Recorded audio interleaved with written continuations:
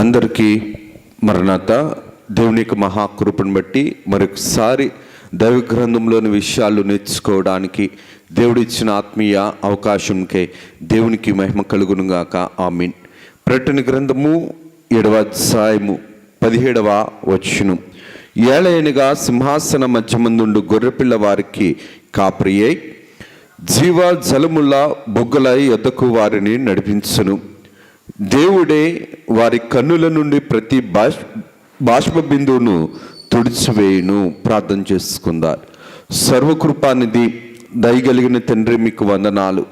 కొద్ది వారము దీవించుము, నడిపించుము, ప్రేమించుము, ఆశీర్వదించుము, వాక్యమును వినిపించుము. నాయనా, చెవిగలవాడు ఆత్మ చెప్పు సంగతులను వినుగాక అన్నారు కనుక నీ యొక్క ఆత్మీయ విషయములు నేర్చుకునే యోగ్యత, దీవెన, నడిపింపు పరిశుద్ధాత్మ తండ్రి గారి యొక్క సర్వ సహాయము మాకు మా ఆత్మీయ జీవితానికి మీరు అందించి మీరే మహిమను పొందుమని మహిమనాథును శ్రేష్ఠపాలకుడును ఏకరక్షకుడు యేసు నామమున అడుగుచున్నాము తండ్రి. ఆమేన్. త్రిత్వ దేవుని దీవెనాశీర్వాదములు, శుభములు, మేలులు, ఉపకారములు, తలంపులు, ధన్యతలు, క్షేమములు, ఆరోగ్యములు, స్వస్థతలు ప్రభు నిండుగా మెండుగా మన ఎల్లరికి అందింపచేసి ప్రభు మహిమ పొందును గాక. ఆమేన్. దేవుని యొక్క విశ్వాసులారా, దేవుని యొక్క వాక్యము విశ్వాసిని వధూ సంఘంగా నడిపించటానికి ఎంచుకొని ఒక దివ్యమైన మార్గమై ఉన్నది. దేవుని యొక్క మాట ఎప్పుడు కూడా విశ్వాసిని వెలిగించేది. దేవుని యొక్క వాక్యము విశ్వాసిని లోకములోనే కాక పరలోకములో కూడా ప్రకాశింపచేయగలిగే ప్రభావము కలిగినది దేవుని యొక్క వాక్యము. ప్రకటన గ్రంథంలోని వాక్యము పరలోకపు విషయములను భూలోకములో నేర్పించే గ్రంథమై ఉన్నది. పరలోకమునకు సిద్ధపడవలసిన అవసరతను తెలియచేసే గ్రంథమై ఉన్నది. విశ్వాస యొక్క జీవితంలో విమలాత్మ ప్రోక్షణ ఎంత సర్వ సిద్ధపాటుకు నడిపిస్తుందో తెలియచేసే గ్రంథము ఈ యొక్క ప్రకటన గ్రంథము.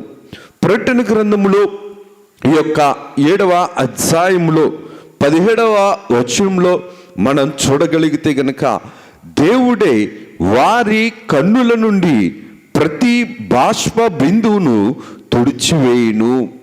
దేవుడు ఏడ్పించేవాడు దేవుడు కాదు కదా. దేవుడు అనేవాడు నిత్యానందమును, సత్యానందమును మనలో అమర్చేవాడు, మనకు అందించేవాడు. దేవుడు దుఃఖమును కలుగు చేయలేదు. తండ్రి గారు రాసిన పాటలో కలుగు చేయలేదు దేవుడు కలలేనటువంటివి. అనగా మనిషి ఏడుస్తే మనిషి జీవితానికి కలంటుందా? మనిషి బాధపడుతూ ఉంటుంటే మనిషి యొక్క జీవితంలో సంతోషం ఉంటుందా? ఎందుకు ఈ మాటను నేను జ్ఞాపకం చేస్తానంటే, దేవుడు మనిషిని సంతోషపరచగలడు, దేవుడు మనిషిని ఆనందపరచగలడు. అందుకనే తండ్రి గారి ద్వారా రాయించిన మాట నిత్యానందము, సత్యానందము మనిషికి దేవుడిచ్చాడు. ఎందుకు ఈ యొక్క వాక్యమును మనం నేర్చుకోవాలి అనిసనంటే, దైవ గ్రంథములోని ఈ యొక్క 7వ అధ్యాయము అనగా ప్రకటన గ్రంథము 7వ అధ్యాయంలో మనం చూడగలిగితే గనక గొర్రెపిల్ల వారికి కాపరి. ఎవరికి కాపరి? యేసుక్రీస్తు ప్రభువు భూమి మీద ఉండేటప్పుడేమో రక్షకుడు, మధ్యాకాశంలోనేమో పెండ్లి కుమారుడు, సింహాసనం మీద ఉండేటప్పుడు అనగా ఈ యొక్క రక్షితులకు అనగా వీరు 6వ ముద్ర శ్రమల కాలము అయ్యి 7వ ముద్ర కాలము వచ్చేటప్పటికీ ఈ రక్షితుల యొక్క అనగా మారు మనసు పొందిన వారి యొక్క స్థితిని బట్టి వీరి కంటి నిండి ఉన్న ప్రతి బాష్ప బిందువును దేవుడు తుడుస్తున్నాడు. అనగా దేవుడు వీరి దుఃఖమును తీసివేసి ఆనందపరచగలిగే దేవుడు. దేవుడు దుఃఖముతో ఉండటానికి ఇష్టపడేవాడు కాదు. మనిషి అనేవాడు దేవుని ఎదుట ఎప్పుడు కూడా సంతోషంగా ఉండాలి, ఆనందంగా ఉండాలి. ఎందుకు ఏడుస్తున్నారు వీరు? వీరు రక్షితుల గుంపు కదా. వీరి ఏడుపుకి కారణమేమిటి? వీరు కూడా రక్షింపబడ్డారు కదా. దేవుడు వీరిని ఎందుకు ఓదారుస్తున్నాడు, ఎందుకు ఆదరిస్తున్నాడు, ఎందుకు వీరు ఏడుస్తున్నారు, దేవుడు ఎందుకు వీరి కన్నీళ్లను తుడుస్తున్నాడు అని మనం నేర్చుకొనక ముందు వీరి యొక్క బాష్ప బిందువుకు అనగా వీరి యొక్క కంటిలో నుండి కారుతున్న ప్రతి కన్నీరికి కారణము ఏమిటి అని వీరి యొక్క జీవితంలో నుంచి మనం చూడగలిగితే కనుక 6వ అధ్యాయం నుంచి 7వ అధ్యాయంలో ఇక్కడ వరకు మనం చదువుకుంటున్న భాగంలో చూస్తే కనుక ఈ యొక్క ముద్రల కాలము ప్రారంభమైంది.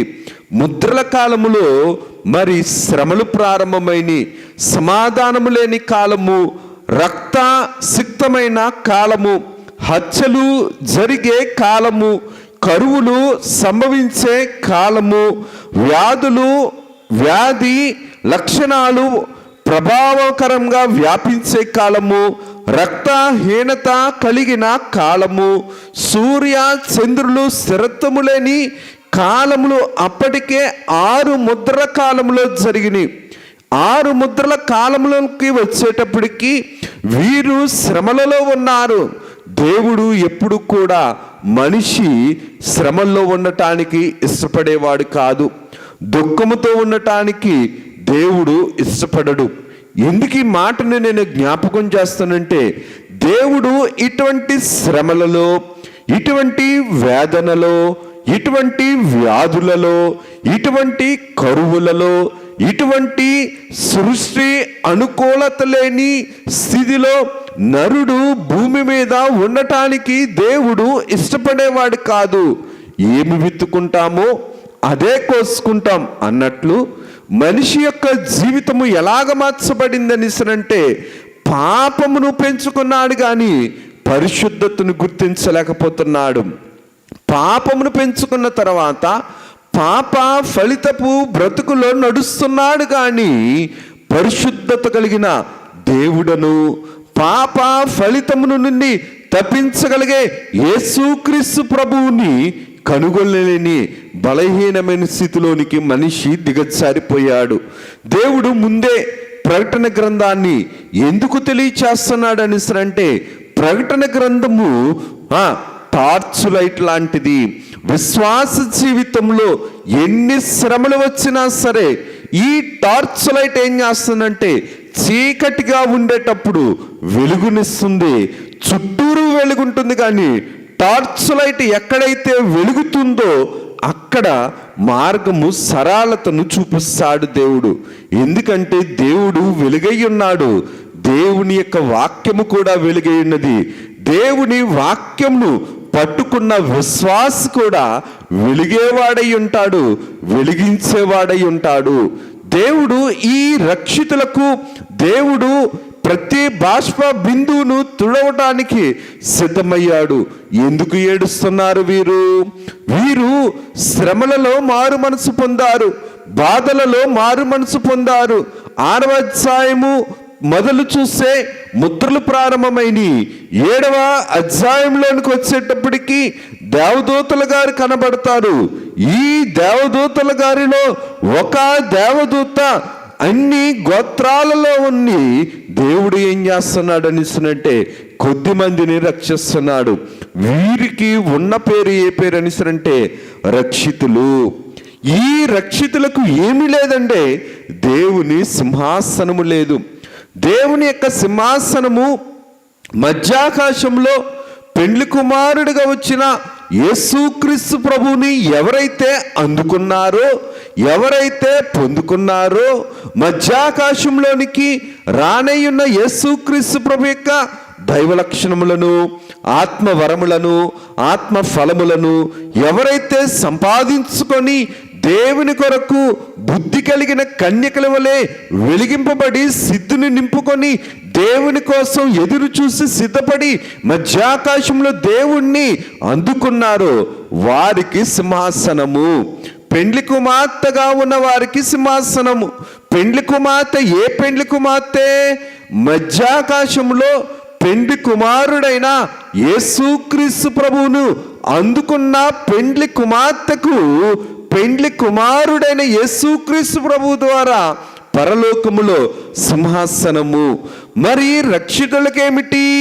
రక్షితుల యొక్క బాష్ప బిందువులకు కన్నీటికి కారణము ఏమిటి అనిసినంటే, రక్షితులకు సింహాసనము లేదు, రక్షితులకు పెండ్లి కుమార్తె అంతస్తు లేదు, రక్షితులకు దేవుని కుడిపార్శ్వమున కూర్చున్నటువంటి పెండ్లి కుమారుడైనటువంటి యేసుక్రీస్తు ప్రభు యొక్క ప్రక్కన కూర్చుండే పెండ్లి కుమార్తె వరుస లేదు. కాబట్టి ఈ రక్షితులు బాధపడుతున్నారు, ఈ రక్షితులు ఏడుస్తున్నారు. ఎందుకు ఈ మాటను నేను జ్ఞాపకం చేస్తున్నా అంటే, ఈ రక్షితులు కన్నీరు కారుస్తున్నారు. దేనికోసం కన్నీరు కారుస్తున్నారంటే, మేము పెండ్లి కుమారుడుగా యేసుక్రీస్తు ప్రభు భూమి మీదకి వచ్చేటప్పటికి సిద్ధపడినట్లయితే గనక మాకు పెండ్లి కుమార్తె అంతస్తు వచ్చును, సింహాసనం కూడా వచ్చును. పెండ్లి కుమార్తె అంతస్తు లేదు కాబట్టి సింహాసనం లేదు. సింహాసనం లేకపోవటాన్ని బట్టి అటువంటి సిద్ధపాటు మాకు లేదు కాబట్టి మేము ఇక్కడ మిగిలిపోయాం, అరుదంతల పంటలో మిగిలిపోయాం, రక్షితుల వరుసలో మిగిలిపోయామని చెప్పి రక్షితులు బాధపడుతున్నారు, ఏడుస్తున్నారు, దుఃఖపడుతున్నారు. కానీ పెండ్లి కుమారుడైన యేసుక్రీస్తు ప్రభు రక్షితులు ఏడుస్తుండేటప్పుడు, దుఃఖపడుతుండేటప్పుడు వాక్యములో జాగ్రత్తగా చూస్తే గనక సింహాసన మధ్య నుండు గొర్రెపిల్ల, సింహాసనం మధ్యము నుండు గొర్రెపిల్ల, సింహాసనము పరలోకములో ఉంది, ఆ సింహాసనము మధ్య నుండు గొర్రెపిల్ల. ఏ గొర్రెపిల్ల? బాప్తిస్మమిచ్చు యోహాను గారు అంటున్నారు, ఇదిగో లోక పాపములను మోసుకొని పోవు దేవుని గొర్రెపిల్ల. భూమి మీద సిలువ మీద ఆయన మరణము పొందక ముందు భూమి మీదకి శరీరధారిగా వచ్చినప్పుడు ఆయన గొర్రెపిల్ల. ఇక్కడ వధింపబడినను నిలవబడిన గొర్రెపిల్ల పరలోకములో. ఎందుకు ఈ మాటని నేను జ్ఞాపకం చేస్తానంటే, గొర్రెపిల్ల రక్తము పరిశుద్ధమైనది. రక్షితుల యొక్క అంతస్తు ఎలాగ ఉన్నదని అంటే, ఈయన గొర్రెపిల్ల రక్తముతో కడగబడిన వారు, గొర్రెపిల్ల రక్తములో తమ వస్త్రములను ఉదుకున్నవారు మహాశ్రమల నుండి వారు ఏం తెలుసుకున్నారంటే, రక్షించే దేవుని తెలుసుకున్నారు, రక్షించే కాపరిని తెలుసుకున్నారు, రక్షించే దైవ రక్షకుడిని యేసుక్రీస్తు ప్రభువుని తెలుసుకున్నారు. శ్రమలో భక్షించేది ఎవరో, శ్రమలో శిక్షించేది ఎవరో తెలుసుకున్నారు. కాబట్టే దేవుని యొక్క మహాశక్తిని బట్టి వారు ఏ వరుసలోనికి వచ్చారని అంటే, రక్షితుల వరుసలోనికి వచ్చారు.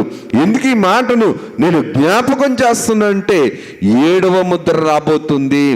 ఈ 7వ ముద్ర మరీ భయంకరమైన శ్రమలు కలిగినది.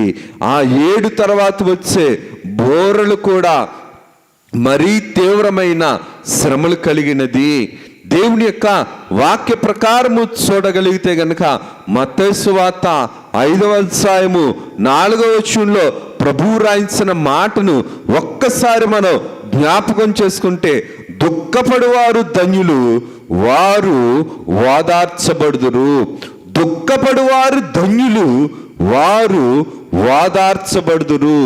ఎందుకు ఈ మాటను, ఈ వాక్యమును మనం జ్ఞాపకం చేసుకోవాలని అంటే, రక్షితులు దుఃఖపడే వరుసలో ఉన్నారు, అంతస్తును పోగొట్టుకున్నారు, పెండ్లి కుమార్తె యొక్క సమయాన్ని పాడు చేసుకున్నారు. అనగా పెండ్లి కుమార్తెకు సిద్ధపడటానికి దేవుడు సమయం ఇచ్చిన, దేవుడు విలువిచ్చిన, పెండ్లి కుమార్తెకు సిద్ధపడవలసిన సమయమును, పెండ్లి కుమార్తెకు సిద్ధపడటానికి సహకరించే పరిశుద్ధాత్మ తండ్రి గారి యొక్క స్థితిని విలువ తక్కువగా చూశారు, గౌరవం లేకుండా చూశారు, మర్యాద లేకుండా చూశారు. అందుకని వీరు ఏమి భరించారని అంటే, శ్రమల్లో మునిగిపోయారు, శ్రమల్లో ఉండిపోయారు, బాధల్లో ఉండిపోయారు. మహాశ్రమలని దేవుని యొక్క వాక్యమే చెబుతుంది. 14వ వచనంలో చూస్తే గనక వీరు మహాశ్రమల నుండి వచ్చిన వారు రక్షితులు.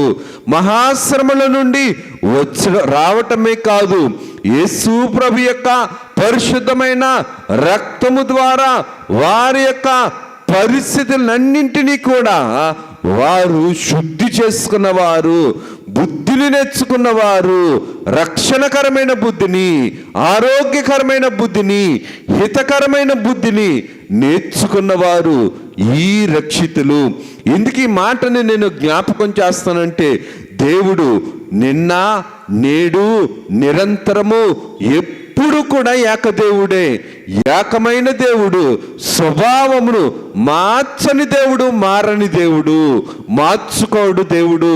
అందుకనే బైబిల్ గ్రంథంలో మనం చాలాసార్లు చదువుకుంటాం, అబద్ధమాడుటకు ఆయన నరపుత్రుడు కాదు. భూమి మీద ఉండేటప్పుడు దుఃఖపడువారు ధన్యులు, వారు ఓదార్చబడుదురు.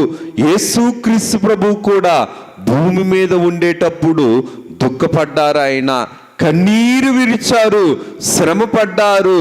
ఎంతగా శ్రమ పడ్డారని అంటే మత్తయి సువార్త 26వ అధ్యాయము 38వ వచనంలో చూస్తే గనక, యేసు మరణమన్నంతగా నా ప్రాణము బహు దుఃఖములో మునిగి ఉన్నది.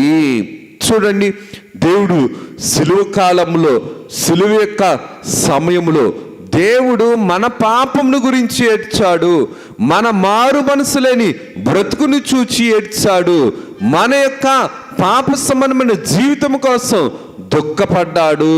దేవుడు పరిశుద్ధమైన వాడు, దేవుడు అతి పరిశుద్ధత కలిగిన వాడు. దేవుడు అతి పరిశుద్ధమైన స్థితిలో మనల్ని మార్చడానికి యేసుక్రీస్తు ప్రభు భూమి మీదకి వచ్చినప్పటికీ కూడా దేవుణ్ణి తెలుసుకోలేని వారం, దేవుడి మాట వినబడుతున్నా సరే విలువ తక్కువగా చూస్తున్న వారం, దేవునికి సమయం ఇవ్వని వారం, దేవునితో సంధి చేసుకోలేని వారం, దేవునితో సమాధానం లేని వారం, పాపముతో ముడిపడిన వారం, లోకముతో ఐక్యత కలిగిన వారం. అందుకనే తండ్రి గారి చేత దేవుడు రాయించిన మాట ఏంటనిసనంటే, లోకముతోనే సంఘము కూడా ఏకమాయను. లోకముతో సంఘము ఏకమవుతే గనక లోకము సంఘము ఒకటే. సంఘము దేవుని ప్రక్కగాయంలో నుండి వచ్చింది, దేవుని చేతిలో నుండి వచ్చిన ఆదాము అవ్వలను పాడు చేసింది. ఇప్పుడు దేవుని ప్రక్కగాయంలో నుండి వచ్చిన సంఘమును కూడా అపవాది, సైతాను, శోధకుడు, కపటదారుడు పాడు చేస్తున్నాడు. ఎందుకు ఈ మాటలు నేను జ్ఞాపకం చేస్తానంటే, యేసుక్రీస్తు ప్రభువునే ఈ లోకము ఏడ్పించింది, యేసుక్రీస్తు ప్రభువునే ఈ లోకము కన్నీరు కార్చేలాగా దుఃఖపరిచింది. ఈ లోకములో సంతోషాన్ని కోరుకోవడం, ఈ లోకములో ఆనందాన్ని కోరుకోవడం మన యొక్క అజ్ఞానమైన స్థితి. లోకములో పాపం ఎప్పుడు కూడా కన్నీరునేస్తుంది, పాప ఫలితం ఎప్పుడు కూడా దుఃఖపరుస్తుంది, పాప ఫలితం ఎప్పుడు కూడా శ్రమపరుస్తుంది, పాప ఫలితము ఎప్పుడు కూడా మనిషిని ఒంటరిని చేసి చేతకాని వాడిగా మారుస్తుంది. కానీ పాపమును జయించిన యేసుక్రీస్తు ప్రభు, పాప పరిహారికుడగు యేసుక్రీస్తు ప్రభు, అపవాది శిరస్సును జయించిన యేసుక్రీస్తు ప్రభువు మన పక్షాన ఉన్నాడు. అందుకనే తండ్రి గారు కూడా పాటల్లో రాశారు, నీ బలహీనత తట్టు చూడకు, నా బలము తట్టిదిగో చూడు. దేవుని బలము తట్టు చూసేవారముగా ఉన్నామా, మళ్ళా బలహీనత వైపు చూసుకొని కృంగిపోయే వారముగా, కృషించిపోయే వారముగా, దుఃఖపడే వారముగా ఉన్నామా? మనల్ని మనం జ్ఞాపకం చేసుకోవలసిన వారమై ఉన్నాం. ఎందుకు ఈ మాటని నేను జ్ఞాపకం చేస్తానంటే, యోబు గ్రంథము 16వ అధ్యాయము 20వ వచనంలో చూస్తే, నా స్నేహితులు నన్ను ఎగతాళి చేయుచున్నారు.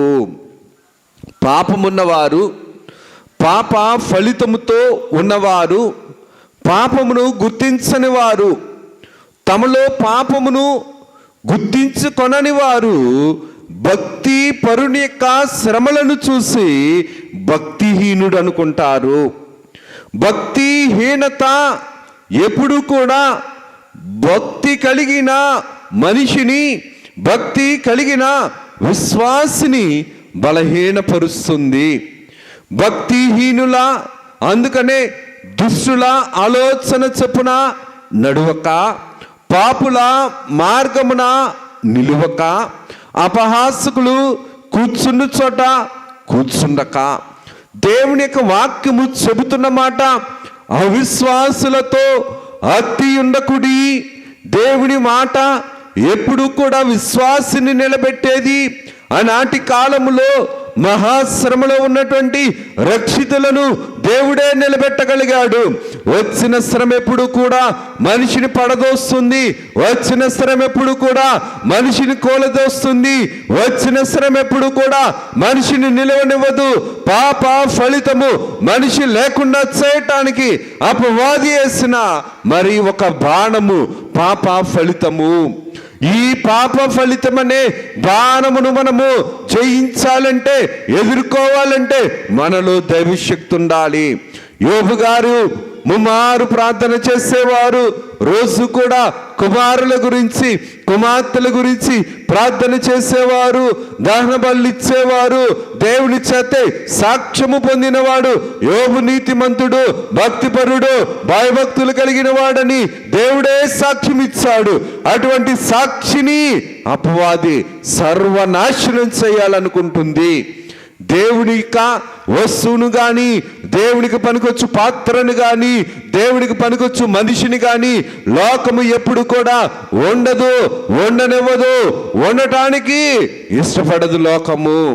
దేవుని ఆత్మ కలిగిన వారు, దేవుని యందు భయభక్తులు కలిగిన వారు, దేవుని యొక్క వాక్యము పట్ల విధేయత కలిగిన వారు దైవ సంబంధం పట్ల విధేయతతో ఉండి అవి ఉంచటానికి ఇష్టపడతారు. కానీ దావీదు గారి యొక్క జీవితంలో మనం చూడగలిగితే కనుక దావీదు గారు కూడా కన్నీరు కార్చారు. సొంత కుమారుని ద్వారా, అబషాలోము వంటి కుమారుని ద్వారా శ్రమ వచ్చింది, బాధ వచ్చింది. ఆయన ఇంటిలో నుంచి పరిగెట్టి ఎక్కడికి వెళ్ళవలసిన అవసరం వచ్చిందంటే పర్వతాల వైపు పరిగెట్టవలసిన పరిస్థితి వచ్చింది. రాజైనప్పటికీ కూడా రాజపురములో ఉండలేని పరిస్థితి. ఇంటిలోని శ్రమ, ఒంటిలో శ్రమ, కంటిలో శ్రమ అన్నట్లు ప్రతి విషయంలోనూ కూడా ముమ్మారు ప్రార్థన చేసేవారు. 7 సార్లు స్తుతి చేసుకుని ఈ యొక్క దావీదు గారి యొక్క జీవితంలో ఇన్ని స్తుతులు చేసినా, ఇన్ని ప్రార్థనలు చేసినా సైతాను దావీదు గారిని ఉంచడానికి ఇష్టపడనివ్వలేదు. అవిశ్వాసగా మార్చడానికే ప్రయత్నం చేసింది. కానీ దావీదు గారు అంటున్న మాట కీర్తనల గ్రంథము 6వ అధ్యాయము 6వ కీర్తన 6వ వచనంలో చూస్తే గనక, నేను మూలుగుచ్చు అలసి ఉన్నాను, ప్రతి రాత్రియు కన్నీరు విడుచుచు నా పరుపు తేలి చేయుచున్నాను, నా కన్నీళ్ళ చేత నా పడక కొట్టుకొని పోచున్నది. ప్రతి రాత్రి కూడా కన్నీరే, ప్రతి రాత్రి కూడా పరుపు మీద కన్నీరు కాచేవారు. నా కన్నీళ్ళ చేత నా పడక కొట్టుకుపోవచ్చున్నది. ఒక విశ్వాసి ఇన్ని ప్రార్థనలు చేస్తే, ఒక విశ్వాసి ఇన్నిసార్లు స్తుతి చేస్తే, ఒక విశ్వాసి దేవుని చేత ఆశీర్వదింపబడితే, ఒక విశ్వాసి దేవుని చేత అధికారంలో ఉంచబడితే సైతానికి ఏంటంటే అసూయ. సైతాను మత్సరపడేది, సైతాను అసూయపడేది. విశ్వాసాన్ని చెడగొట్టాలి, దేవుడు లేడని చెప్పాలి, దేవుడు ఉంటే కనుక శ్రమ ఎందుకు వస్తుందని సౌఖ్యాన్ని నేర్పించే బుద్ధి, సౌఖ్యాన్ని చూపించే బుద్ధి, అల్పమైన సంతోషాన్ని, అల్పమైన ఆనందాన్ని తెలియచేటు అపవాది యొక్క దుర్బుద్ధి, వెలుగుదూత వేషం. అందుకనే తండ్రి గారి యొక్క రాత్రుల్లో మనం చూస్తాం సైతాను 2 విధాలుగా పనిచేస్తుంది. ఒకటి సౌభాగ్యముగాను, ఒకటి దౌర్భాగ్యంగాను. ఎందుకు ఈ మాటను నేను జ్ఞాపకం చేస్తున్నానంటే, సౌభాగ్యం అంటే వెలుగుదూత వేషం, సైతాను మాట విన్నంతసేపు కూడా బాగానే ఉంటుంది. సైతాను స్వాధీనంలో ఉండేటప్పుడు పాముకి నీళ్ళు పాలు పోసినంత కాలము కూడా పాము బాగానే ఉంటుంది. పాముకి విషముందని తెలిసినా సరే అది కాటు వేయకూడదని చెప్పి పాముకి ఎన్ని పాలు పోసినా సరే బాగానే ఉంటుంది. కానీ పాలు పోయినప్పుడు విషాన్ని చిమ్ముతుంది. సైతాను కూడా సైతాను స్వాధీనంలో ఉండి దేవునికి దూరంగా ఉంటే గనక సైతాను వెలుగుదూతగా ఉంటుంది. కానీ సైతాను దగ్గర నుంచి కాదని దేవుని దగ్గరికి మనం వస్తే గనక ఎలాగ పనిచేస్తుంది అంటే దౌర్భాగ్యంగా పనిచేస్తుంది. వెలుగుదూత వేషంగా పనిచేసి వెలుగుదూతను తీసివేసి ఏం చూపిస్తా అంటే నిజ స్వభావాన్ని చూపిస్తుంది. కానీ దేవుని యొక్క కార్యక్రమంను బట్టి అప్పటి వరకు లోకంలో ఉన్న ఈ దావీదు గారు, గొర్రెలు కాసుకునే దావీదు గారిని దేవుడు రాజుగా నియమించాడు. దేవుడు లోటు లేకుండా చేశాడు. దేవుడు నిందలన్నింటికి, అవమానములన్నింటికి దేవుడే సమాధానం చెబుతున్నాడు. దేవుడు తన పక్షాన ఉన్నాడు, అద్భుతాలు చేస్తున్నాడు. తను ఎరుగని, నామమును ఎరుగని దావీదు గారి యొక్క జీవితంలో ప్రతి రాత్రి కూడా కన్నీరుగా ఉన్నప్పటికీ కూడా ఆయన ప్రార్థనలు మానలేదు, స్తుతి చేయటం మానలేదు, దేవుని మీద విశ్వాసాన్ని నిలుపుకోవడం మానలేదు. అందుకనే దేవుడు రాయించిన మాటను కీర్తన గ్రంథము 37వ కీర్తన 39వ కీర్తన 12లో చూస్తే గనక నా కన్నీళ్లు చూచి మౌనంగా నుండకము. దావీదు గారు రాయించిన కీర్తనలు 39వ కీర్తనలో చూస్తే గనక ప్రభువు రాయించిన మాట, దావీదు గారి చేత అంటున్న మాట, దావీదు గారు అంటున్న మాట, నా కన్నీళ్లను చూచి నువ్వు మౌనంగా నుండకయ్యా. ఎందుకు మౌనంగా ఉండొద్దు? నా కన్నీరును చూసి నీ దేవుడు ఏమాయనని నాతో నా శత్రులందరూ కూడా రాత్రింబగళ్ళు నన్ను ఎగతాళి చేస్తున్నారు. నా కన్నీళ్ళే నాకు ఎలాగున్నాయంటే అన్నపానములుగా మార్చబడ్డాయి. ఇటువంటి కఠినమైన శ్రమ, ఇటువంటి కఠినమైన బాధ, కఠినమైన ఒంటరితనము దావీదు గారి యొక్క జీవితంలో ఉన్నది. కానీ అటువంటి జీవితము ఉన్నప్పటికీ కూడా దావీదు గారు దేవుని యొక్క మాటను కానీ దేవుని యొక్క వాక్యమును కానీ విడిచిపెట్టడం అనేది లేదు. ఎన్ని కన్నీళ్ళు వచ్చినా సరే దేవుని దగ్గరే ఆయన కన్నీరు కాచారు. కారణం ఏంటనిసినంటే కన్నీళ్లతో విత్తువాడు ఆనందంతో పంటకు వస్తాడు. దేవుడు రాయించిన మాటను జాగ్రత్తగా గమనిస్తే దావీదు గారు అంటున్న మాట, నీకు దేవుడు అనేవాడు ఉంటే గనక నీ దేవుడు ఏమాయన అనేవారు నన్ను చూచి నిత్యము నన్ను ఏం చేస్తున్నాడంటే ఎగతాళి చేస్తున్నారు. శత్రువు ఎప్పుడు కూడా భక్తిపరుని చూసి ఎగతాళి చేయించేవాడు, హేళన చేయించేవాడు అపవాది. ఎందుకు ఈ మాటని నేను జ్ఞాపకం చేస్తుంటే కన్నీళ్లతో విత్తువాడు సంతోషముతో పంట కోసుకుంటాడు. దేవుని సన్నిధిలో దావీదు గారు ఎన్ని కన్నీళ్లు కాచారో, ఎంత వేదన పడ్డారో, ఎన్ని ప్రార్థనలు చేశారో. మన యొక్క ఆత్మీయ జీవితంలో కూడా దేవుని సన్నిధిలో కూడా మనం అటువంటి కన్నీటి ప్రార్థన మనం చేయగలుగుతున్నామా? వధువు సంఘ లక్షణముల్లో ఒక లక్షణం ఏంటంటే మేఘం ఎక్కాలనిసరంటే మన నైజ బుద్ధి నశించాలనిసరంటే దేవుని సన్నిధిలో కన్నీరు కాచాలి. ఏ కన్నీరు కాచాలి? ఎవరి కోసం కన్నీరు కాచాలి? ఎందుకు కన్నీరు కాచాలి? దేవుని యొక్క ఆత్మీయ జీవితాన్ని బట్టి మనం చూడగలిగితే, దేవుడు రాయించిన మాటను మనం చూడగలిగితే కనుక కొరింథీయులకు రాసిన పత్రిక 2వ పత్రిక 7వ అధ్యాయము 10వ వచనంలో చూస్తే దైవ చిత్తానుసారమైన దుఃఖము రక్షణార్థమైన మారు మనసును కలుగు చేయును.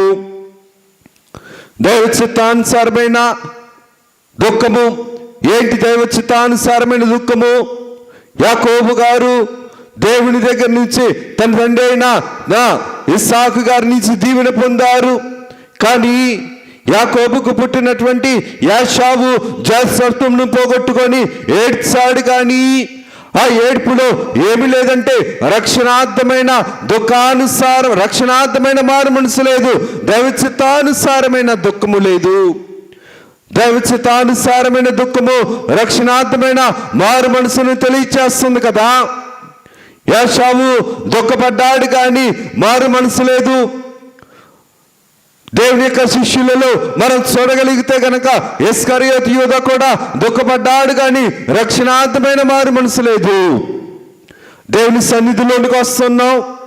దేవుని సన్నిధిలో మన యొక్క బాధల గురించి, భర్త పెట్టే బాధలు, భార్య పెట్టే బాధలు, పిల్లలు పెట్టే బాధలు, ఆర్థిక బాధలు, ఆరోగ్య బాధలు, వీటి గురించి మనం ఏడుస్తున్నాం కదా. అంతేగాని మన యొక్క పాపస్థితి కోసం దేవుని యొక్క గాయంను రేపే వారముగా ఉన్నామని, దేవుని గాయపరిచే వారముగా ఉన్నామని, దేవుని శ్రమకు విలువ తక్కువగా బ్రతకామని, దేవుని యొక్క వాక్యమును ధిక్కరించామని, దేవుని యొక్క కార్యక్రమంలో విలువ తక్కువగా, గౌరవం లేకుండా, మర్యాద లేకుండా చూసామని మనం ఎప్పుడైనా దుఃఖపడ్డామా? దేవుని యొక్క వాక్య ప్రకారం మనం చూడగలిగితే కనుక దైవ చిత్తానుసారమైన దుఃఖము ఎల్లప్పుడూ కూడా మారు మనసును తెలియచేస్తుంది, రక్షణార్థమైన మారు మనసును తెలియచేస్తుంది. దావీదు గారు కూడా దేవుని సన్నిధిలో కన్నీరు కార్చారు. యోబు గారు కూడా దేవుని సన్నిధిలో కన్నీరు కార్చారు. అలాగుననే దేవుని యొక్క వాక్య ప్రకారము భూమి మీద ఉండేటప్పుడు దేవుడు కూడా కన్నీరు కాచినట్లుగా మనం వాక్యంలో చూడగలుగుతాం. యోహాను సువార్త 11:35 చూస్తే యేసు కన్నీళ్లు విడిచెను.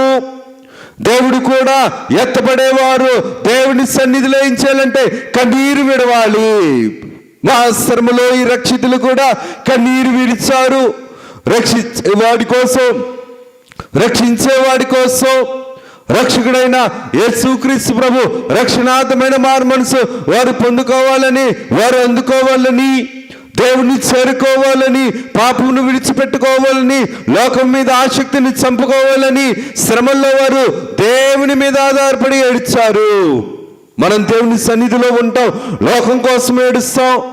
దేవుని సన్నిధిలో ఉంటాం, పాపాన్ని సంపాదించుకోవడం కోసం ఏడుస్తాం. దేవుని సన్నిధిలో ఉంటాం, పాపాన్ని బ్రతికించుకోవడం కోసం దేవుని సన్నిధిలో మనం ఏడుస్తాం. కానీ దేవుడు అంటున్న మాట ఏంటంటే, మన యొక్క దుఃఖం ఎలాగ ఉండాలంటే మనకు మారు మనసు వచ్చేలాగా ఉండాలి. మొసలు కన్నీరుగా ఉండకూడదు. ఫరో కూడా దేవుని యొక్క వాక్య ప్రకారం చూడగలిగితే కూడా అవసరం వచ్చినప్పుడు దైవజనుడైన మోషే గారి దగ్గరికి వచ్చి ఏడ్చేవాడు, మొరపెట్టేవాడు. అబద్ధమైన మొర, మొసలి కన్నీరు కాచేవాడు. అవసరం తీరిపోయాక, వ్యాధి తొలగాక, తొగులాక మరలా బుద్ధి చూపించేవాడు. ఇదెక్కడ రక్షణార్థమైన మారు మనసు? దేవుని దగ్గరికి వస్తున్నాం కదా, దేవుని దగ్గర రక్షణార్థమైన కన్నీరా? రక్షణార్థం కాని కన్నీరా? ప్రార్థనా జీవితంలో ఎటువంటి కన్నీరు ఉంది? అసలు ప్రార్థనా జీవితం ఉందా? మనల్ని మనం పరీక్షించుకోవలసిన వారమై ఉన్నాం. ఎందుకు ఈ మాటను నేను జ్ఞాపకం చేస్తున్నాను అంటే, మరి ఇర్మియా గారు కూడా ఇటువంటి కన్నీటి ప్రార్థనలు చేశారు. కన్నీళ్లు విడిచినట్లు నా తల జలమయముగాను, నా కన్ను కన్నీళ్ళ ఓటగాను ఉండును. ఇర్మియా గారు అంటున్న మాట, ఇర్మియా గారి చేత 9వ అధ్యాయము 1వ వచనంలో చూస్తే గనక ప్రభువు రాయించిన మాట, కన్నీళ్లు విడుచుటకు నా తల జలమయముగాను, నా కన్ను కన్నీళ్ళ ఓటగాను ఉండును. దేవుని యొక్క ఆత్మీయ జీవితంలో మనం గమనించగలిగితే కనుక మన ఆత్మీయ జీవితం దేవుని సన్నిధిలో కన్నీరు కార్చే వారంగా ఉన్నామా? లోకంలో కులి శ్రమను తలంచుకొని పాప ఫలితంతో ఏడ్చే వారముగా మనం ఉన్నామా? ఎటువంటి పాపమునైనా సరే తండ్రి గారు రాసిన మాటను బట్టి చూడగలిగితే, తల్లిదండ్రులు చేసిన తగని కార్యంలో నా మీదకే పొర్లి నన్ను చంపుతున్నవి కదా అని నువ్వు అనుకొనవద్దు. నీ బలహీనత కంటే దేవుని బలం గొప్పది. పాప ప్రయత్నము కంటే దైవ ప్రయత్నము గొప్పది. మనుషులను దేహి అనుకోవడం కంటే దేవుని సన్నిధిలో 2 చేతులు జోడించి దేవుని దగ్గర పాపాలు ఒప్పుకోవడం మంచిది. ఇందుకు ఈ మాటను నేను జ్ఞాపకం చేస్తానంటే, దేవుడు రాయించిన మాటే దైవ చిత్తానుసారమైన దుఃఖము రక్షణార్థమైన మారు మనసును కలుగు చేయను. ఆ మారు మనసు దుఃఖమును పుట్టించదు, సంతోషాన్ని పుట్టిస్తాది. రక్షితులు సంపాదించుకున్నది రక్షణార్థమైన మారు మనసు. రక్షణార్థమైన మారు మనసు సంఘములో దొరికేది, దేవుని దగ్గర దొరికేది, దైవాత్మ నడిపింపుతో దొరికేది, దైవాత్మ సిద్ధపాటు కోసం దొరికేది. పరిశుద్ధాత్మ తండ్రి గారు ఆ రక్షణార్థమైన మారు మనసులోనికి మనల్ని నడిపించగలగాలంటే మనము కూడా దేవుని సన్నిధిలో దేవుని మీద మనం అధికారం చేయకూడదు, దేవుని వాక్యానికి లోబడే వారముగా ఉండాలి. మందిరంలోనికి వెళ్ళినప్పుడు నీ ప్రవక్తనంతటిని కూడా నువ్వు సరిచూచుకొనుము. మన మీద దేవుడు అధికారిగా ఉండాలని మనం కోరుకోవాలి, దేవుడు పరిపాలకుడిగా ఉండాలని కోరుకోవాలి. దేవుడు శ్రేష్ఠ పాలకుడు ఏకరక్షకుడు యేసుక్రీస్తు ప్రభు, సర్వ సృష్టిని కూడా రక్షించగలిగేవాడు, సర్వ సృష్టిని కూడా పోషించగలిగేవాడు, సర్వ సృష్టిని కూడా బాగు చేయగలిగిన దేవుడు మనల్ని బాగు చేయలేడా? మనల్ని స్వస్థపరచలేడా? మనల్ని ఉన్నతంగా పోషించలేడా? మనల యొక్క ఆత్మీయ జీవితాన్ని మనం పరీక్షించుకునే వారముగా ఉండగలగాలి. ఎందుకు ఈ మాటను నేను జ్ఞాపకం చేస్తున్నా అంటే, యాషావు కూడా దీవెన పోగొట్టుకున్నాడు, కానీ రక్షణార్థమైన మారు మనసు లేకపోవటాన్ని బట్టి అపవిత్రాత్మ సంబంధమైన క్రియలకు పాత్రుడుగా ఉన్నాడు కాబట్టి అపవిత్రాత్మ సంతానానికి స్థానముగా ఉండిపోయాడు. హెబ్రీ పత్రిక 12వ అధ్యాయము 17వ వచనంలో చూస్తే గనక యాషావు ఆ తర్వాత ఆశీర్వాదము పొందుకోరి కన్నీళ్లు విడిచుచు దానికోసము శ్రద్ధతో వెతికినను మారు మనసు పొందని అవకాశము దొరకక విసర్జింపబడదని మీరు ఎరుగరా? హెబ్రీ పత్రిక 12వ అధ్యాయము 17వ వచనం. యాషావు కూడా దీవెన పోగొట్టుకున్నాడు, దీవెనకు దూరమయ్యాడు. దీవెన సంపాదించుకోవలసిన సమయంలో వేరే చోటకు వెళ్ళాడు, తండ్రి దగ్గర ఉండలేకపోయాడు, తండ్రి దీవెనిస్తున్నాడని తెలుసుకోలేకపోయాడు, పూట కూటి కోసం ఆశపడ్డాడు, జర్సత్వాన్ని అమ్మేసుకున్నాడు. దీవెన యొక్క లెక్క లేకపోవడం బట్టి, దీవెన విలువ తెలుసుకోకపోవడాన్ని బట్టి దీవెనను దూరం చేసుకున్నాడు. దీవెన ఆలోచన లేకుండా బ్రతికాడు, అందుకని శాపగ్రస్తంగా మారిపోయాడు. యాషావు జీవితంలో దీవెననే ఆలోచన లేకుండా ఉండగలగడానికి కారణం ఏంటంటే, పూట కూటి కోసం ఏమి తిందుమా, ఏమి తాగుదుమా, ఎలాగ సుఖిందుమా అని అనుకున్నాడు. అందుకనే యాషావు జీవితం శాపగ్రస్తంగా మారిపోయింది, పాపగ్రస్తంగా మారిపోయింది. ఏడ్చాడు కానీ మారు మనసు లేదు. మారు మనసు లేని రక్షణార్థమైన మారు మనసు లేదు, రక్షణార్థమైన దైవ చిత్తానుసారమైన దుఃఖము లేదు. యాషావు జీవితం దీవెనికి ఆశపడ్డాడు కానీ మారు మనసు లేకపోవటాన్ని బట్టి దేవుని దీవెన్ని దూరం చేసుకున్నాడు యాషావు. కానీ యాకోబు దీవెన మీద లక్ష్యం ఉంచాడు, దీవెన సమయం ముందు ఆశపడ్డాడు, తండ్రి యందు స్థానములో ఉండటానికి ఇష్టపడ్డాడు. అందుకనే ఈ రక్షితులు కూడా తండ్రి వైపు చూశారు, తండ్రి వైపు మొరపెట్టారు, దీవెన కోసం ఆశపడ్డారు, దీవెన కోసం ప్రాధేయపడ్డారు.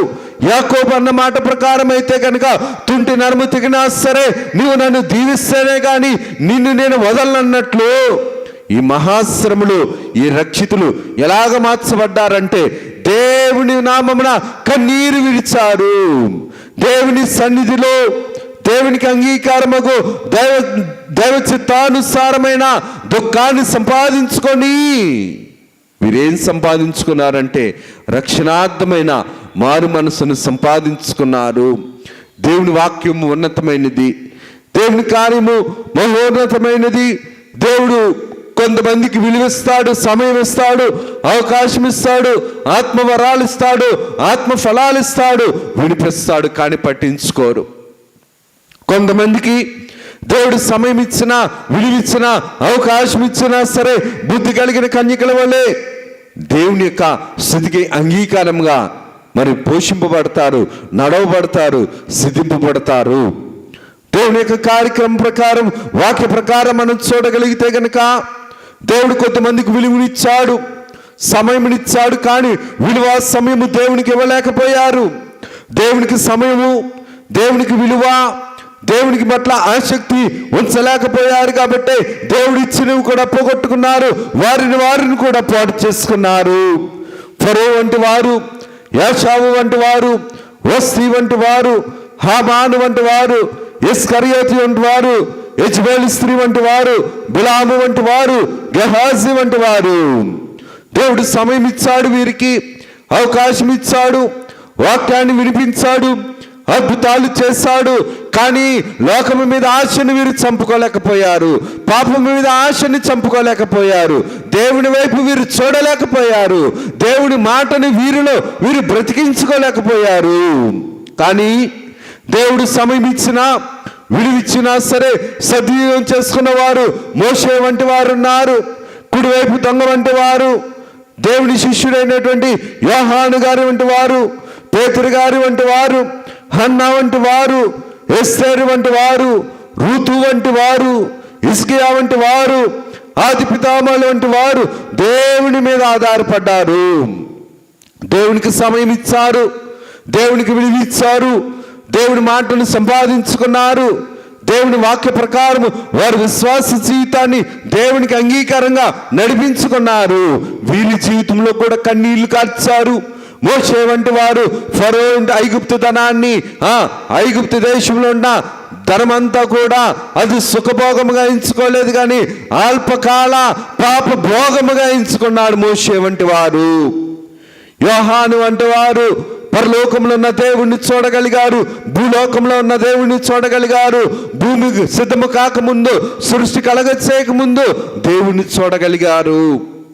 ఆయన్ని చూచిన అంతయు సరైనను తండ్రి గారు రాసిన మాట ప్రకారము దేవుణ్ణి చూడగలిగారు. కుడివైపునున్న దొంగ కూడా దేవుణ్ణి చూస్తున్నాడు. ఎందుకంటే తన పాపమునకు, పాప ఫలితమునకు శిక్ష అనుభవిస్తున్నాడు. పేతురు పత్రికలో మనం చూస్తున్నట్లు ఏ కపటము లేని వాడు యేసుక్రీస్తు ప్రభు, ఏ కపటము లేని యేసుక్రీస్తు ప్రభువుని చూసి కుడివైపు దొంగ సమయాన్ని, విలువను సద్వినియోగం చేసుకున్నాడు. ఎస్తేరు వంటి వారు, హన్నా వంటి వారు బలహీనతల్లో దేవుణ్ణి తెలుసుకున్నారు, శ్రమల్లో దేవుణ్ణి తెలుసుకున్నారు. ప్రతి బాష్ప బిందువును దేవుడు తుడిచివేయగలడు, ప్రతి కన్నీటిని దేవుడు తుడిచివేయగలడు, ప్రతి కన్నీటిని కూడా దేవుడు తుడిచివేసి సత్యానందమును, అత్యానందమును మనిషికి అందించగలడు దేవుడు. ఇందుకు ఈ మాటను నేను జ్ఞాపకం చేస్తున్నానంటే యెషయా గ్రంథము 25వ అధ్యాయము 8వ వచనంలో చూడగలిగితే కనుక మరణుడు నుండకుండా మరణమును ఆయన మృంగివేయును. ప్రభువైన యెహోవా ప్రతి వాని ముఖం మీద బాష్ప బిందువులను తుడిచివేయును, భూమి మీద నుండి తన జనులను నిందను తీసివేయును. మీరు శ్రమలలో మిగిలిపోయారని నిందను తీసివేస్తాడు. రక్షితులలో నుండి రక్షించగలిగిన దేవుడు భక్షించే సైతాను కపటపు కుతంత్రపు స్వభావముల నుంచి, పనుల నుంచి, పాప ఫలితపు స్థలముల నుంచి రక్షించగలిగే దేవుడు యేసుక్రీస్తు ప్రభు. యేసుక్రీస్తు ప్రభు తన జన్మని ఎంచుకున్న ప్రతి నరుని, ప్రతి జనుని కన్నీటిని తుడిచిన వాడు. దేవుడి యొక్క ఆత్మీయ జీవితంలో మనం గమనించగలిగితే గనక ఎన్ని శ్రమలు వచ్చినా, వ్యాధులు వచ్చినా, హత్యలు జరిగే కాలం వచ్చినా, కరువులు వచ్చినా, సమాధానం లేని కాలం వచ్చినా సరే, హత్యలు జరిగే కాలము వచ్చినా సరే, పెండ్లి కుమారుడు మధ్యాకాశంలో ఉన్నవాడు, మధ్యాకాశంలో ఉన్న యేసుక్రీస్తు ప్రభు రక్షితులు ఏడుస్తూ ఉంటే, శ్రమల్లో మొరదపెడుతుంటే దేవుడు ఊరుకునేవాడు కాదు. అతడు నాకు శ్రమ పెట్టగా నేను అతనికి ఉత్తరం ఇచ్చేదన్నట్లు, శ్రమలో నేను అతనికి ఉత్తరం ఇచ్చేదన్నట్లు దేవుడు ఉత్తరం ఇస్తున్నాడు. దేవుడు ఉత్తరం ఇస్తున్నాడు. రక్షితులకు ఉత్తరం ఇచ్చాడు. మహాశ్రమలలో కన్నీరు కారుస్తుండేటప్పుడు, వేదనతో ఉండేటప్పుడు దేవుడు వారిని శ్రమ నుంచి విడిపించాడు, గొప్ప చేశాడు, రక్షణ అంతస్తునిచ్చాడు. రక్షణ అంతస్తులో కూడా పెండ్లి కుమార్తె అంతస్తు లేదు అని ఏడుస్తుంటే వారిని ఓదారుస్తున్నాడు. దైవాత్మ ఎప్పుడు కూడా ఆదరించేదే, ఓదార్పునిచ్చేదే. దేవుని యొక్క వాక్య ప్రకారము మనం చూడగలిగితే గనుక, దేవుని యొక్క కార్యక్రమం ప్రకారం చూడగలిగితే అపోస్తలుడైన పౌలు గారు కూడా 3 సంవత్సరాలు కన్నీళ్లు విడిచాడు మనుషులకు బుద్ధి రావాలని. అపోస్తలుడైన పౌలు గారు కూడా కన్నీరు విడిచుచు దేవునికి మొరపెట్టిన వారే ఎన్ని శ్రమలు వచ్చినా, దావీదు గారికి ఎన్ని శ్రమలు వచ్చినా, యోబు గారికి ఎన్ని శ్రమలు వచ్చినా సరే, వీరందరూ కూడా దేవుని యొక్క సేవలో ఉన్నవారు, వాక్యమును పట్టుకున్నవారు, దేవుని కోసం బ్రతికిన వారు, కన్నీళ్లు కడిచిన వారు, కన్నీళ్లు కారుస్తున్నవారు. అయినా సరే దేవుని యొక్క కార్యమును వీరు నెరవేర్చడానికి, వధువు సంఘంగా సిద్ధపడటానికి ఇష్టపడిన వారు. శ్రమలే హారం, శ్రమల ఆత్మకు శృంగారం, శ్రమల వలన సకల స్వనీతి సమసిపోతుంది కదా అన్నట్లుగా దేవుడు వీరిని అద్భుతంగా నడిపించాడు, ఆశ్చర్యంగా నడిపించాడు, ఆశీర్వాదకరంగా నడిపించాడు. పెండ్లి కుమారుని యొక్క అంతస్తులోనికి దేవుడు నడిపించుకున్నాడు. దేవుని యొక్క కార్యక్రమము గొప్పది కాబట్టి, దేవుని యొక్క అత్యధికమైన ప్రేమ, అత్యధికమైన కనికరము మనల్ని ఎప్పుడు ఆశీర్వదించేది కాబట్టి, మన కన్నీళ్లు కూడా దేవుని సన్నిధిలో కార్చినవి వ్యర్థమవ్వు. వ్యర్థము కాకుండా చేయగలిగేవాడు యేసుక్రీస్తు ప్రభు. అందుకని పేతురు గారు రాసిన మొదటి పత్రిక 2వ అధ్యాయము 19వ వచనంలో చూస్తే గనక, పేతురు గారు రాసిన మొదటి పత్రిక 2వ అధ్యాయము 19వ వచనంలో చూస్తే, ఎవరైనాను అన్యాయంగా శ్రమ పొందొచ్చు, దేవుని గురించి మనస్సాక్షి పొంది దుఃఖము సహించిన అది హితమగును, అది హితమగును, అది సరైనది. ఎవడైనా సరే ఎన్ని కన్నీళ్లు మంచి చేసినా సరే, చెడుదొస్తున్నా సరే, ఇర్మియా గ్రంథము ప్రకారం చూస్తే కీడు చేసినా సరే, మేలు చేసినా సరే కీడు వస్తుందంటే. ఎందుకంటే ఇర్మియా గ్రంథంలో ఒక మాట ఉంటుంది, మేలు చేసినా సరే కీడే చేస్తారట.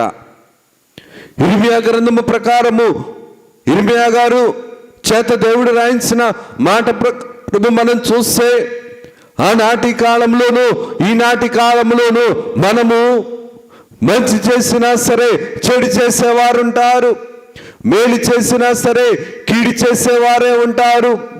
మనము మంచి చేసినా సరే చెడు చేయటానికి ఇష్టపడే అసూయ స్వభావం కలిగిన వారు ఉంటారు. కానీ దేవుడు అంటున్న మాట, కన్నీటితో విత్తువాడు ఆనందముతో, సంతోషముతో, సంతోషగానములతో పంట కోసెదరు. ఏం విత్తుతున్నామో దేవుని సన్నిధిలో, ఏ స్థితిలో విత్తగలుగుతున్నామో, దేవునికి అంగీకారముకు పాత్రగా ఉండగలుగుతున్నామా? వధువు సంఘ రూపలావణ్యతలు మనం సంపాదించుకోవాలంటే ఎంతటి కన్నీటి ప్రార్థనలు మనం చేయాలి, ఎంతటి శ్రమలు మనం చూడాలి. ప్రకటన గ్రంథంలో మనం చాలా సార్లు చదువుకున్న దాని ప్రకారం, చెప్పిన దాని ప్రకారం మనం చూడగలిగితే గనక, నీ శ్రమలను, నీ కష్టమును, నీ సహనమును, నీ స్థితిని అంతటిని కూడా నేను ఎరుగుదును. నీ శ్రమను, నీ కష్టమును, నీ దరిద్రతను, నీ ఓర్పును, నీ యొక్క స్థితిని అంతటిని కూడా నేను ఎరుగుదును. దేవుని సంఘములో ఉన్న మనం దేవుని కోసం కష్టపడకపోతే ఇంకెవరి కోసం కష్టపడాలి? దేవుని సంఘంలో ఉన్న మనం దేవుని కోసం సహించకపోతే ఇంకెవరి కోసం సహించాలి? దేవుని యొక్క పనిలో దేవుడే ఉండేటప్పుడు లోకము శ్రమ పెట్టింది. దేవుడి కంటే మనం గొప్పవారం కాదు కదా, దేవుడి కంటే మనం పరిశుద్ధులం కాదు కదా, దేవుడి కంటే మనం శక్తిమంతులం కాదు కదా. దేవుడే భూమి మీద ఉండేటప్పుడు సృష్టికర్త అయిన దేవుడిని చూస్తాడు. కుమారుడు ఉన్న యేసుక్రీస్తు ప్రభు తండ్రి వైపు చూస్తాడు. తండ్రి, వీరేమి చేస్తున్నారు, వీరెరుగరు అన్నాడు దేవుడు. అనగా పాపం ఎప్పుడు కూడా దేవుని యొక్క క్రమం ఏమిటో తెలుసుకోనివ్వదు. పాపం ఎప్పుడు కూడా దేవుని యొక్క కార్యం ఏమిటో తెలుసుకోనివ్వదు. అందుకనే శ్రమ వచ్చిందని అంటే కుమిలిపోతాం మనం. కానీ శ్రమ వెనుకతల గొప్ప బహుమానాలు ఉన్నాయి. ఈ రక్షితులు కూడా మహాశ్రమలో ఉన్నారు, దేవుణ్ణి తెలుసుకున్నారు, దేవుని యొక్క రక్తములో తమ వస్త్రములను ఉదుక్కున్నారు, ఏం కోల్పోయారో తెలుసుకున్నారు, ఏది విలువైనదో తెలుసుకున్నారు. దేవుని దగ్గరికి వచ్చిన తర్వాత ఈ రక్షితులు దేవుడు చేర్చుకున్నాడు కాబట్టే ఈ రక్షితులను వీరికి వచ్చిన పేరు ఏంటంటే, ఒకప్పుడు శ్రమలో పాలుగా ఉన్నవారు, దేవునితో సహవాసంలో ఆదరణ పొందుతున్న వారు ఈ రక్షితులు. దేవుడి కొద్ది వాక్యమును మనం వెనుకల్లో దీవించి ప్రభువు మహిమ పొందును గాక. ఆమె చిన్ని ప్రార్థన చేసుకున్నారు. సర్వకృపానిధి, దయగలిగిన తండ్రి, కృప కలిగిన తండ్రి, మీ ఘనమైన నామమును కొందనాలు, స్తుతులు, స్తోత్రాలనైనా కొద్దివారము దీవించుము, ఆశీర్వదించుము. విత్తబడిన వాక్యము మీ దృష్టికి అంగీకారముగాను, సంగమునకు దీవెనకరముగాను, విలుచున్న ఎల్లరకు దీవెన, ఆశీర్వాదము, శోభిల్లుకరముగాను, శుభకరముగాను, మేలుకరముగాను, నిత్యానందముగాను, సత్యానందముగాను, నువ్వు సంఘంలో మేము స్థిరులైన వారముగాను, జ్యేష్ఠులుగాను మీరే నడిపించుకొని, అట్టి స్థితిలో మా ఆత్మీయ జీవితాన్ని మీరు పోషించి, మీరు మహిమను, ఘనతను, కీర్తిని, ప్రభావములను పొందమని యేసు నామమున అడుగుచున్నాము తండ్రి. ఆమేన్. త్రిత్వా దేవుని దీవెన, ఆశీర్వాదములు, శుభములు, మేలులు, ధన్యతలు, పరలోకపు భాగ్యములు, నూతన యెరూషలేము నిత్య జీవపు స్థితి ప్రభు మనందరికి అందించి ప్రభువే మహిమ పొందును గాక. ఆమేన్. అందరికీ మరణాత.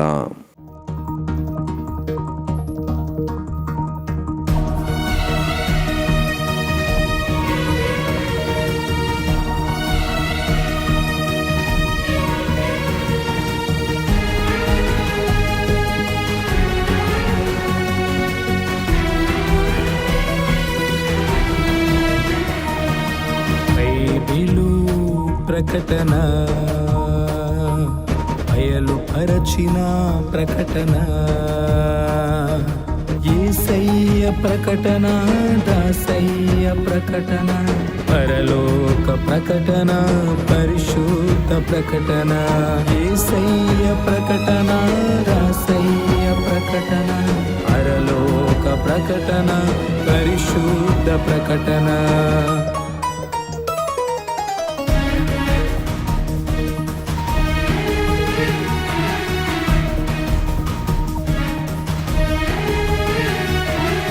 ప్రకటన, బైబిలు ప్రకటన, బయలుపరచిన ప్రకటన, విమలాత్మ ప్రకటన, విజయాత్మ ప్రకటన, విశ్వాసికి ప్రకటన, విజ్ఞాపన ప్రకటన, విమలాత్మ ప్రకటన, విజయాత్మ ప్రకటన, విశ్వాసికి ప్రకటన, విజ్ఞాపన ప్రకటన. ప్రకటన, బైబిలు ప్రకటన, బయలుపరచిన ప్రకటన.